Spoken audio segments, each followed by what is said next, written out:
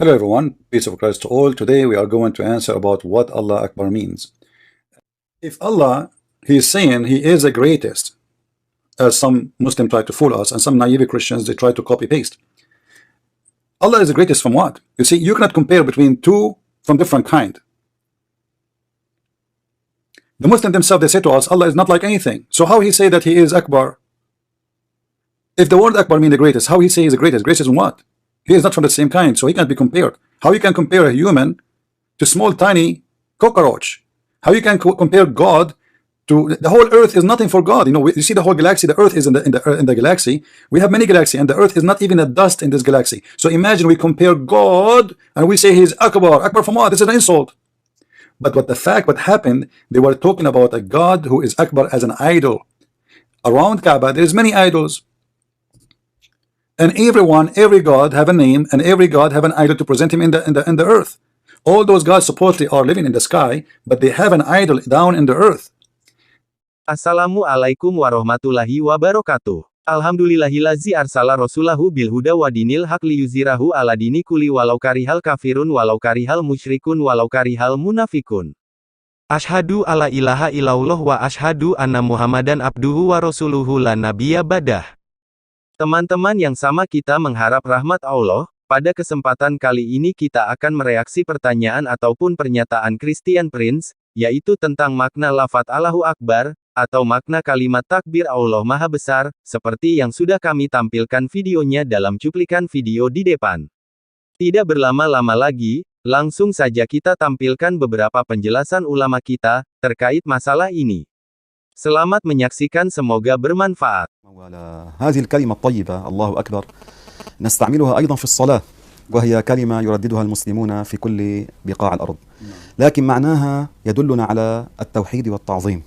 بعض الناس قد يخطر ببالهم بخلاف ذلك. لا، الله أكبر ليس بالحجم وليس بالشكل وليس بالهيئة وليس بالصورة. الله أكبر من كل كبير قدرا وعظمة، لا حجما وشكلا وهيئة. الذي يكون له شكل وهيئة وصورة هذا جسم، والله تعالى ليس جسما، الله ليس كمثله شيء.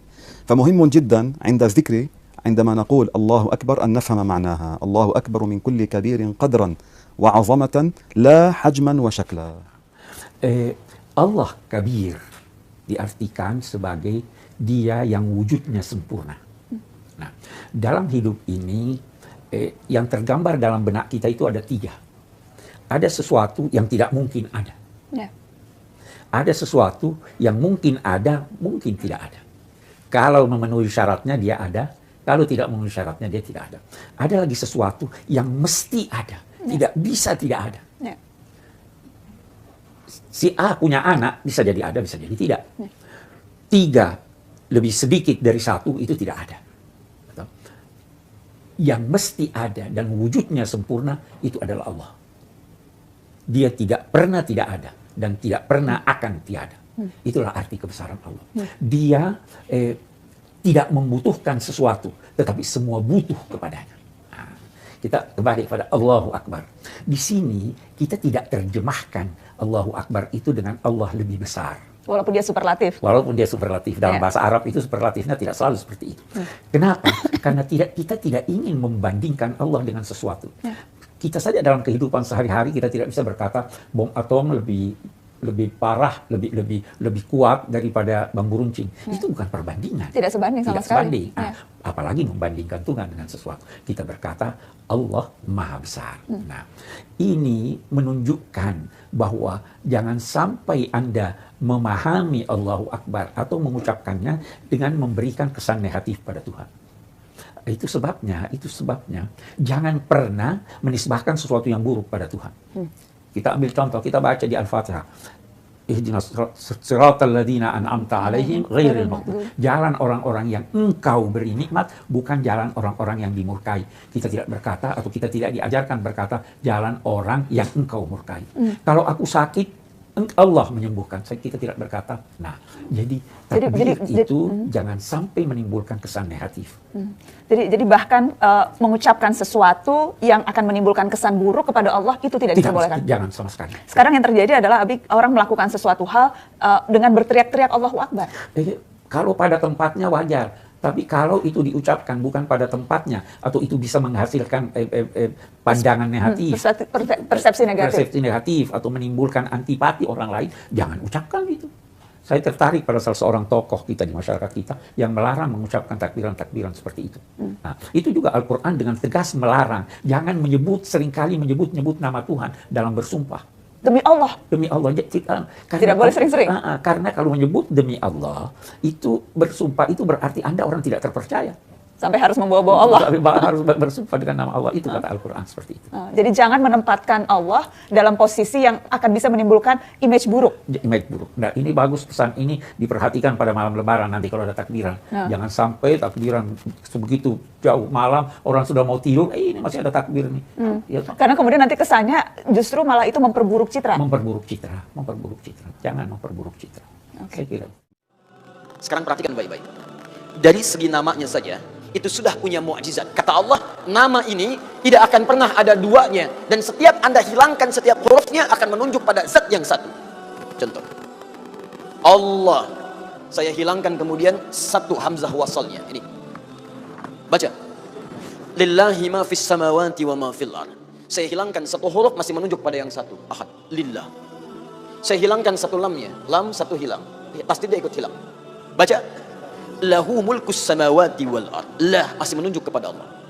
Saya hilangkan lamnya. Baca. Hu itu singkatan dari huwa asalnya. Hu singkatan dari huwa. Karena ketika Anda baca huwa wakaf di sini, maka Anda hilangkan wa-nya, baca hu-nya. Quran surah kedua Al-Baqarah ayat 255, paling kiri pertengahan. Allahu la ilaha illa huwal hayyul qayyum, wakaf di huwa. Allahu la ilaha illa wa-nya enggak dibaca. Kalau Anda ingin baca, Anda munculkan lagi huwa. Lihat, ketika Anda wakaf di situ, Allahu la ilaha illa asalnya dari huwa, menunjuk kepada Allah. Kalau Anda tanya, siapa itu huwa Ustaz? Kembalikan ke ayat Quran surah ke-112. Kul huwa Allahu ahad. Kul huwa Allahu ahad. Masih menunjuk kepada Allah. Kalau saya hapuskan kemudian, ini saya hapus lagi. Kelihatan? Tidak. Setiap yang tidak kelihatan disebut dengan ghaib. Maka Allah kemudian menerangkan dalam Quran surah kedua ayat yang ketiga, alladzina yu'minuna bil ghaib, masih menunjuk kepada ghaib itu ahad, Allah. Setiap huruf dihilangkan masih menunjuk pada zat yang sama. Itu baru namanya saja. Sekarang Anda hadirkan segala nama yang dipertuhankan di sini, tuliskan. Ambil contoh saja. Saya tidak tuliskan untuk menghormati kepercayaan yang lain, tapi kalau Anda ingin coba silahkan masukkan. Karena kita agak sensitif nih, pulang dari sini jadi tersangka nanti saya. Ya. Misal ada yang mempertuhankan dengan nama, misalnya misal dengan nama yang luas.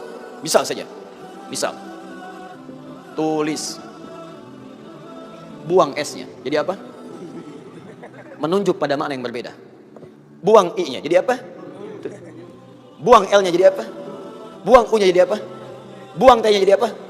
Gak ada sama sekali. Masukkan nama-nama yang dipertuhankan, tuliskan hurufnya, tuliskan namanya. Semua nama dari kepercayaan apapun, tuliskan. Ketika Anda hilangkan setiap hurufnya, tidak akan menunjuk pada zat yang sama. Perhatikan, dari namanya saja sudah menunjukkan bahwa ini nama bukan nama biasa.